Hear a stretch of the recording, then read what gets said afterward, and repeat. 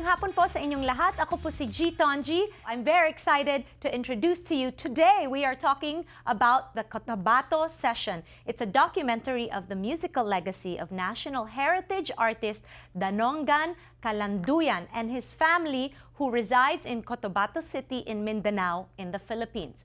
Practitioners po of the indigenous art form known as the kulintang, which is the rhythmic gong, and the colorful dance that often accompanies it, revering the Kalundayan family as respected elders upholding the tradition.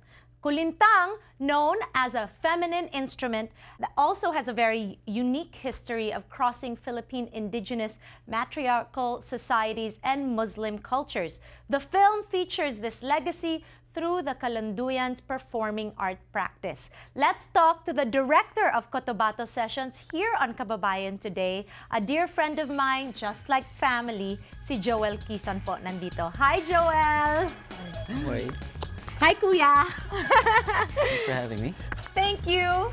So it's been a while since you and I spoke, but let me share with the audience that me and my Kuya Joel Quizon know each other from when I was a teenager, when we were very much younger than today. Kasama ko po si Kuya Joel nung ginawa namin yung pelikula with Eric Quizon called Langit sa Piling Mo. Oh, I thought you forgot about it. Never forget about that. Yeah, Langit sa Piling Mo was a movie that we shot starting in San Francisco, and it was a road movie. Tapos we went through Los Angeles, San Diego, and all across, and then we ended up in New York City. Habang nagmamaneho kami. That was an experience, wasn't it? Yeah, that was great. That was fun. I know, it seems so long ago, and yet it's kind of like 2 decades ago. Yeah, it was a long time. Well, it's so good to see you. I know you're directing a lot of things, but let's talk about Cotabato Sessions.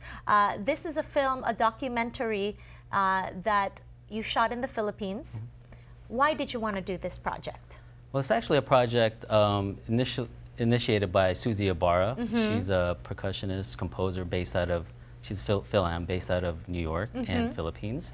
And she made another film about the Tibolis with another filmmaker a while ago. So she was interested in doing a recording, an album of the music of Kulintang in the South, and she wanted to also make a film that coincided with the album.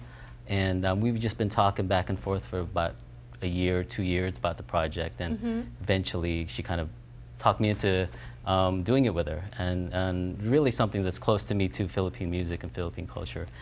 So it was just kind of a natural fit to work together and do it. How was it like going back to the Philippines? How long was the whole shoot?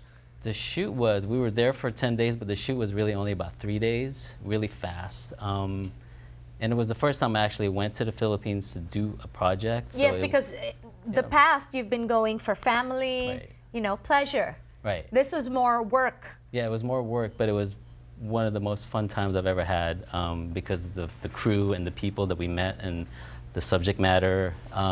It was really an eye-opening experience.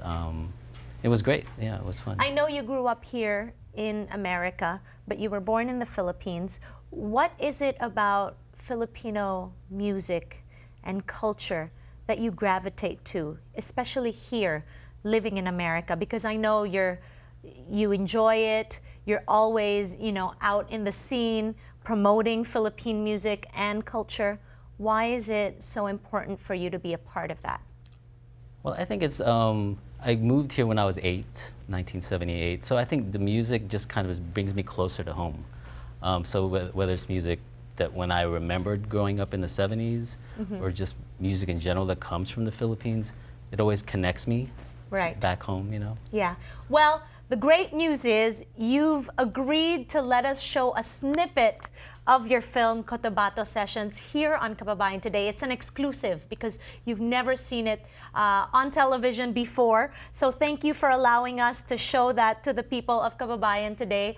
And obviously we'll talk more about Cotabato Sessions, but let's take a look right now at a little snippet of the film documentary Cotabato Sessions.